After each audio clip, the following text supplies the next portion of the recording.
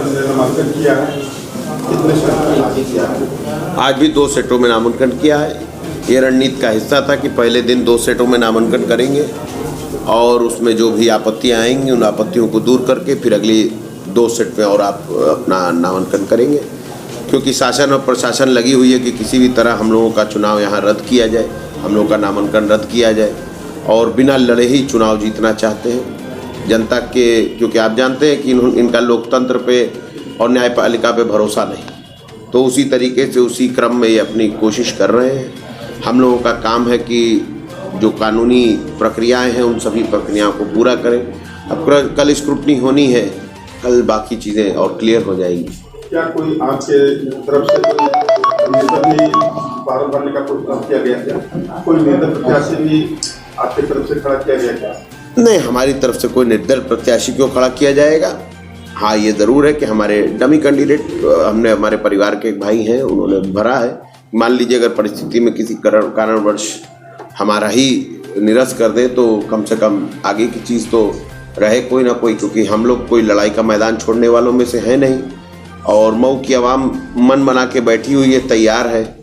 Ratanpura block हो, परदहा block हो, नगर के हमारे लोग हों, चाहे बुनकर भाई हो, चाहे किसी भी धर्म और समाज के लोग हों, वो सब इस देश के संविधान और लोकतंत्र की हिफाजत करना चाहते हैं। इसलिए सभी एक मत होकर के आपसी मतभेद हटा करके जाति धर्म की राजनीति से ऊपर उठ करके इस बार एक कतार में खड़े होकर लोकतंत्र और संविधान की हिफाजत करने के लिए भारतीय जनता पार्टी को यह एहसास कराने के लिए कि वो गलत रास्ते पर चल रही है, मूड बनाकर बैठे। इस तरह से युवा वर्ग आपकी तरफ बहुत सदन आकर्षित हो रहे हैं। देखिए, युवाओं को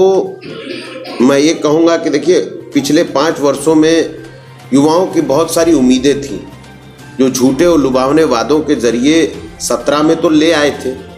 और बहुत सारे युवाओं ने वोट भी किया था, मगर इस 5 सालों में जब हमारे नौजवान साथी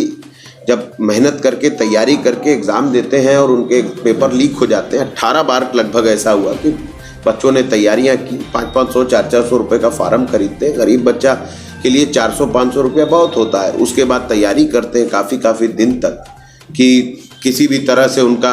एग्ज़ाम अच्छा निकल जाए और जब एग्ज़ाम दे देते हैं तो इसकी प्रक्रिया के बाद ये पता चलता है कि किसी कारणवश उनका पेपर लीक हो गया है और पेपर कैंसिल हो गया, तो बहुत आहत हुए और आहत होने के बाद जब उन्होंने उसका विरोध प्रदर्शन किया तो जिस तरीके से लाठी डंडों से पीट करके उनकी पीठ फाड़ी गई, उनके घरों में घुसकर, उनके हॉस्टलों में घुसकर मारा गया, इससे एक जनता में आक्रोश है और नौजवान अपने भविष्य को लेकर बहुत ज़्यादा चिंतित है। अगला क्वेश्चन ये होगा, अगर आपकी सरकार बनती है तो हमारे जो मुस्लिम भाई हैं और मुस्लिम भाई हैं उनकी जो समस्या है, बिजली की समस्या, देखिए सरकार जनता की बनने जा रही है और जनता जनार्दन ही सरकार बनाती है और हटाती है। इनको भी बनाया सरकार जनता ने ही था और आज जो परिस्थितियां हैं इनको हटा भी जनता ही रही। पश्चिम के 2 चरणों के चुनाव हुए और 2 चरणों का परिणाम लगभग ये आ रहा है कि 100 सीट के से ऊपर गठबंधन जीत रहा है और बिल्कुल अगर हमारी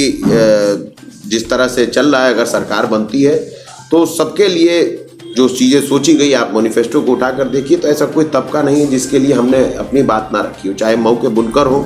उनकी सबसे बड़ी परेशानी आज पासबुक की परेशानी को दूर करने के लिए राष्ट्रीय अध्यक्ष जी ने कहा है। बहुत बड़ी परेशानी हमारे बड़े बुजुर्गों की थी तो पुरानी पेंशन लागू करने की बात कहा है। उसी तरीके से नौजवानों को नौकरी देने के लिए जो बातें कही, भर्ती खोलने की बात की है। इसी तरीके से छोटे छोटे हर एक तबके के बारे में जहाँ जहाँ उनको समस्या थी उन समस्याओं को ध्यान रख के समाजवादी पार्टी गठबंधन ने मिलकर के एक